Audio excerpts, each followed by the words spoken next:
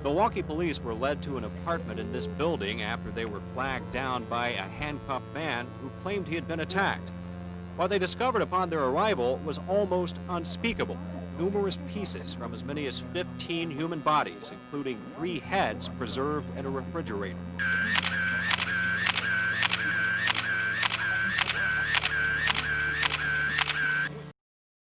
Selamat datang para movie Filik. Selamat datang kembali ke Movie Filia. Terima kasih sudah mengklik video ini. Jangan lupa untuk subscribe dan pencet tanda loncengnya supaya ketika gua menghasilkan sebuah video dan karya baru, kalian bisa menyaksikannya langsung saat itu juga. Yeah. Masih bersama gue, Richard Thomas Hartono, sebagai host Anda di channel ini.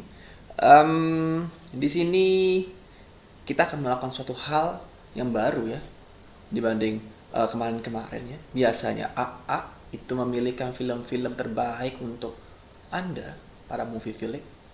Tapi kali ini gue akan menceritakannya sendiri. Film-film based on true story atau inspired by true story pada satu segmen yang bernama Fact Up Movie. Setelah intro berikut ini.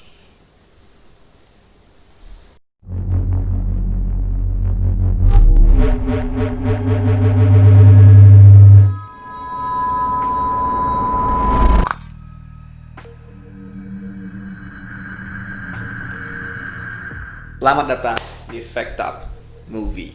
Oke. Kali ini kita akan membahas tentang based on true story, film yang mungkin sudah cukup lama tapi masih asik untuk dibahas. Karena menurut gue ini film sama aslinya masih lebih seru aslinya dibanding filmnya.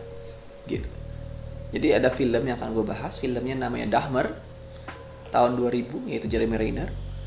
Atau ada juga yang bernama My Friend Dahmer tahun 2017-an ya, kayak kalau nggak salah.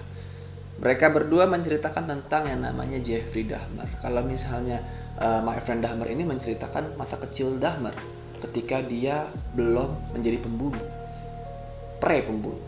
Tapi kalau misalnya si Jeremy Renner yang si Dahmer ini, dia menceritakan Dahmer itu ketika dia sudah mulai killing spree, membunuh secara brutal. Gue akan ceritakan dari awal hingga akhir cerita dari Jeffrey Dahmer. Dimulai dari Jeffrey Dahmer lahir pada tahun 1990 pada bulan Mei tanggal 21. Dia itu lahir dari seorang anak.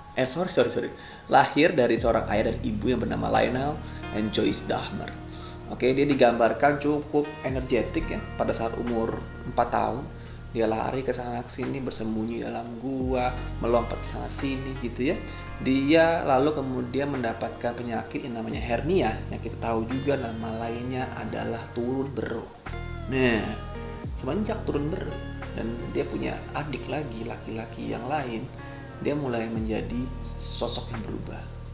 Dia menjadi lebih murung, lebih terdiam, dan mungkin dia juga menjadi lebih aneh seperti itu. Pada awal puber gitu ya, karena dia ini diceritakan ini pada awal puber itu punya pribadian yang seperti kutu buku, pendiam, tidak banyak teman, banyak dibully, ya bukan menjadi masa muda yang baik lah. Dan ditambah lagi orang tuanya juga baru akan mau bercerai, sehingga dia cukup depresi di sini.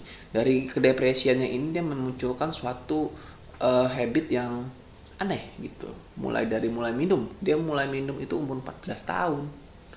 Kemudian habis itu dia suka mengkoleksi binatang-binatang yang sudah mati ketabrak di jalanan. Diambil sama dia, terus dioperasi dah, dikeluarin semua organ-organ tubuhnya, tulang-tulangnya dikulitin, dikeluarin, terus dihancurin gitu. Hobinya begitu. Berangkat dari situ, dia mulai mempunyai fantasi-fantasi liar lainnya gitu. Nah, di awal puber itu juga dia mulai merasa kalau dirinya itu ternyata adalah penyuka sesama jenis gitu. Jadi dia homoseksual gitu ya. Dari saat itu dia kayak mulai menyadari gue lebih terangsang kalau misalnya lihat cowok dibanding lihat cewek gitu. Dan dia punya imajinasi di mana di daerah dekat situ ada orang yang sering jogging gitu ya.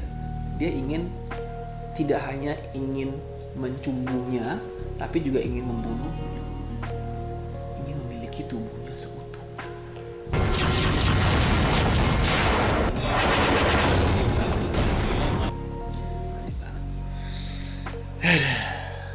Oke. Dari situ dia mulai merasa gua nih punya kelainan gitu. Jadi dari situ dia tapi tetap melancarkan kayak karena dia masih muda, mungkin pas waktu saat itu mau membunuh si orang yang jogging itu dia masih enggak lah. Jadi nggak jadi dibunuh.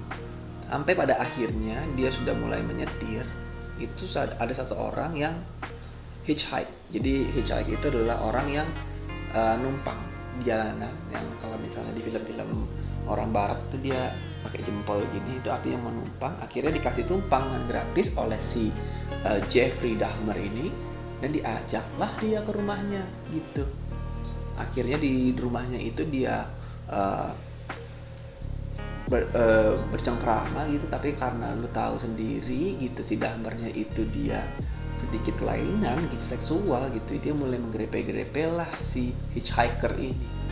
Nah dari situ hitchhiker mulai nggak nyaman, akhirnya dia mau cabut pergi, kepalanya dibentrokin lah dengan barber, pak sampai hancur. Ini adalah first blood-nya dari Jeffrey Dahmer. Nah, karena begitu dia kaget, takut, akhirnya yang gilanya itu mayatnya dimutilasi dari kepala, leher, pundak, kaki, kepala, leher, pundak, kaki. Enggak lah ya. Maksudnya di leher, tangan semua dimutilasi. Sambil melakukan itu, dia melakukan masturbasi.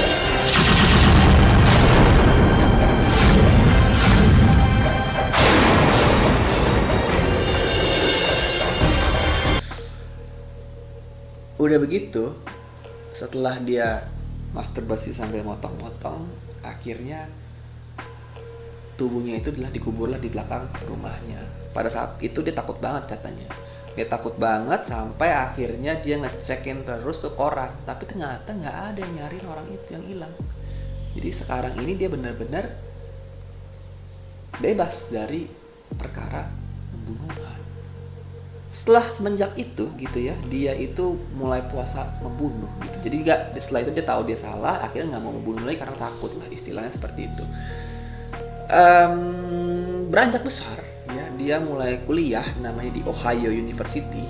Nggak lama tuh dia di DO karena dia ada masalah dengan mabuk-mabukan gitu loh. Begitu juga setelah itu dia mencoba masuk militer, didepak lagi dari militer karena masalah yang sama, yaitu mabuk-mabukan gitu.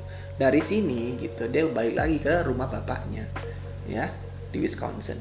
Nah di sana bapaknya ternyata sudah bercerai dan bapaknya itu sudah punya istri lagi, dan sering berantem lah dia dengan bapaknya. Akhirnya si Jeffrey itu harus pindah ke rumah neneknya. Dia masih di rumah neneknya ini justru jadi berbuat baik gitu. Dia sering ke gereja, sering ikut Bible course gitu ya. Jadi dia di sini baik-baik saja sampai suatu saat gitu ya, ada kejadian di mana dia itu ketemu sama orang di perpustakaan yang dikasih kertas di mana tulisannya, lu mau nggak kalau lu mau itu ya ke kamar mandi ya bareng gua. Gila nggak? Tapi akhirnya dia tidak melakukannya sih. Tapi akhirnya dia tidak kesana, tapi membangunkan hasrat-hasrat demon di dalam dirinya. Sehingga suatu saat dia pergi ke tahan, dia akhirnya pergi ke gay club. Pergi dari gay club, dia minum obat, akhirnya pagi-pagi bangun-bangun, ternyata dia sudah di hotel dan orang di sebelahnya yang dia bawa pulang itu meninggal. Dadanya lebam gitu ya, kakinya lebam.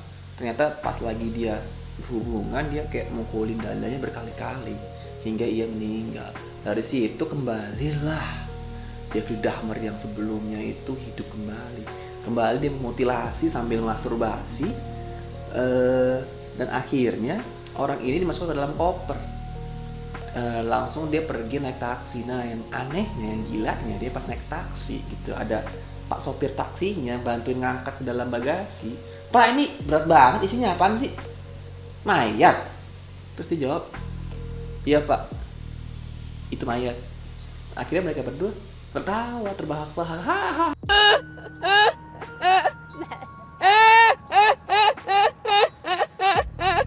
Hahaha, mereka nggak tahu itu beneran. Oke, berangkat dari sana gitu ya. Akhirnya suatu saat itu dia itu pernah ketangkap polisi dengan charge-nya, yaitu dia itu melakukan eksploitasi pada anak umur 13 tahun. Jadi kayak pelecehan seksual lah pada anak umur 13 tahun dan laki-laki. Di sini kayak dia ngomongnya, saya nggak tahu kalau dia itu lebih tua gitu. Jadi dengan beberapa macam dia melawan gitu, akhirnya percayalah pihak dari courtnya sehingga dia diberikan sanksi hanya 1 tahun dan boleh keluar masuk penjara. Tapi yang tidak ketahui oleh courtnya adalah dia sudah membunuh 4 orang saat itu. Ini sudah membunuh dan memutilasi 4 orang. Urge-nya ini makin lama makin parah. Karena pada mungkin dari awal dengan membunuh dan dia dengan melakukan hubungan seksual atau masturbasi pada saat membunuh gitu ya, dia sudah memuncaki seksualnya gitu ya, keperluan seksualnya. Kali ini sudah tidak bisa lagi. Kali ini dia harus lebih gitu loh. Jadi dia mulai hobi-hobi yang lain. Itu dengan cara dia karena dia ini sekarang kan udah rada besar, udah rada gede, dia lumayan oke lah, lumayan ganteng gitu. Jadi dia mudah sekali untuk mengikat orang-orang yang suka sama jenis juga gitu pada saat itu. Dan ini diperparah dengan keadaan di mana di saat ini dia pindah dari rumah neneknya, lalu dia pindah ke apartemen, yaitu apartemen 213, apartemen yang terkenal di sana. Di mana di sini dia memulai dengan dia sudah mempersiapkan semua alat-alatnya untuk apa yang akan dilakukan nantinya gitu. Jadi dia pergi mengembara ke gay club gitu ya, terus dipanggilin lah orang-orangnya, dibilang mau nggak lu ke tempat gua bisa foto-fotoin lu gitu. Akhirnya dia punyalah hobi baru, yaitu dia membunuh orangnya gitu. Dikasih obat dulu, pertama dikasih obat dulu, dikasih minum, lalu dia mulai sedikit tidak sadarkan diri. Oh tidak, dia tidak membunuh pada saat tidak sadarkan diri. Dia membunuh orang itu saat orang itu mulai sadar. Karena dia sudah seringnya kasih obat, jadi dia sudah tahu ciri-ciri orang itu membangun seperti apa gitu. Jadi begitu detak jantungnya bertambah banyak, terus dia nafasnya makin berat gitu ya, itu dia tahu dia udah mau sadar, itu baru dia bunuh. Baru dia bunuh. Pada saat membunuh itu dia masturbasi, lalu dia memutilasi bagian-bagian tubuh yang dia suka, dia simpen, dikoleksi. Bagian-bagian organ tubuh seperti jantung, bicep, penis itu disimpan dan dimakan kadang-kadang. Sambil makan dia masturbasi sambil ngelihat foto yang udah dia foto. Oh jangan lupa sebelum dia potong, dia posisikan tubuh-tubuh para korbannya itu dengan posisi yang aneh dan difoto sama dia. Jadi nanti saat dia makan korbannya, ya, dia masturbasi sambil lihat fotonya. Menurut dia menjadi satu dengan korban-korbannya itu. Gila nggak?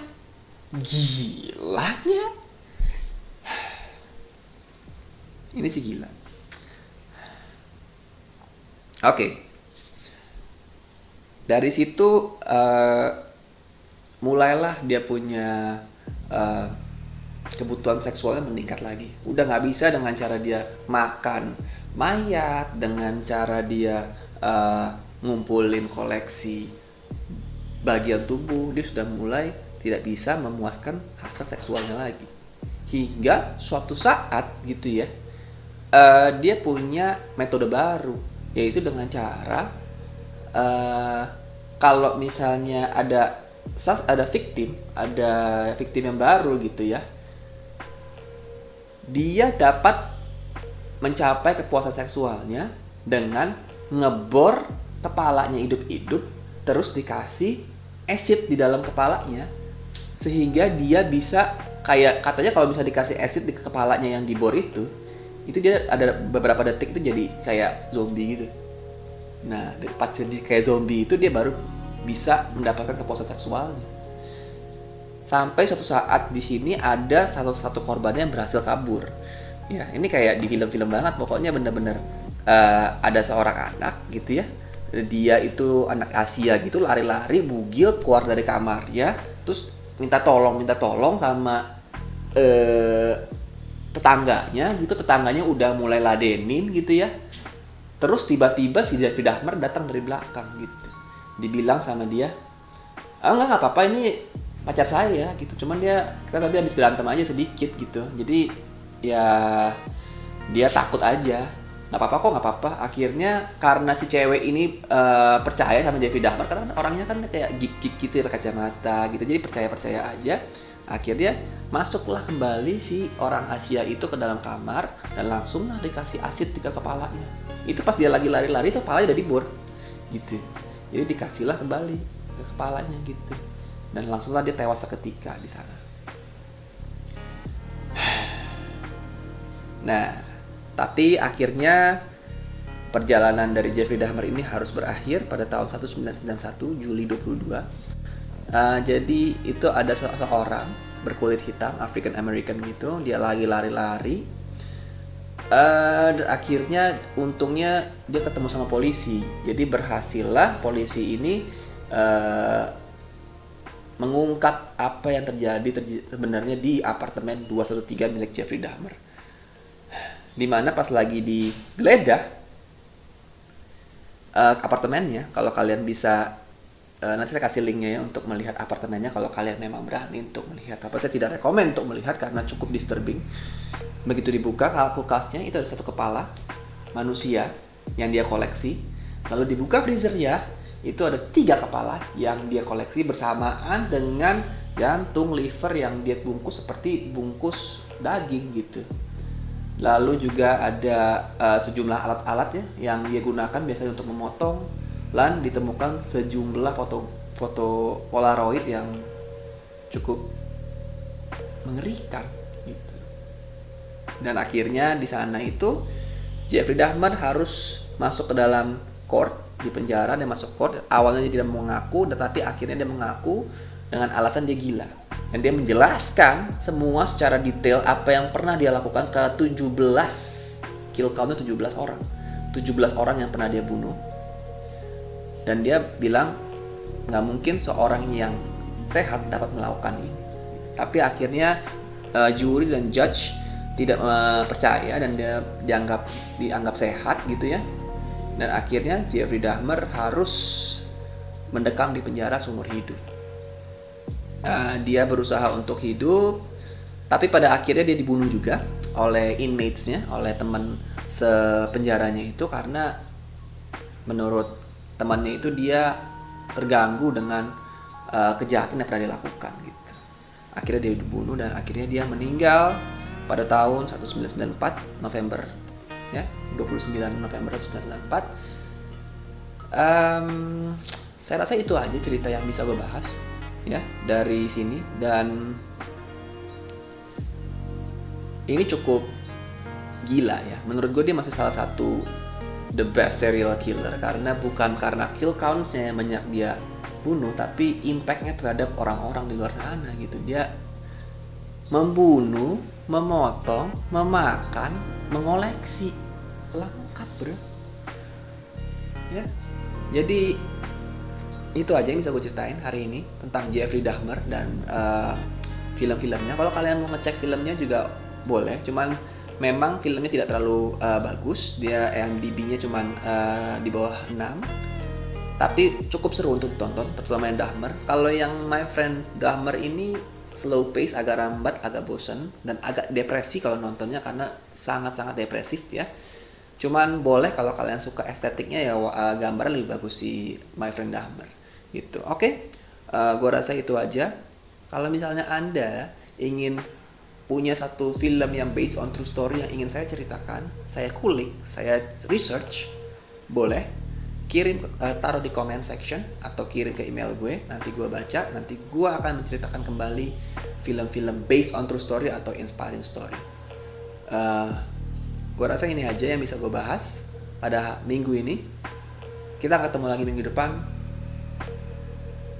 mungkin dengan segmen ini, mungkin dengan segmen yang lain. Oke, sampai jumpa. Terima kasih. Stay safe.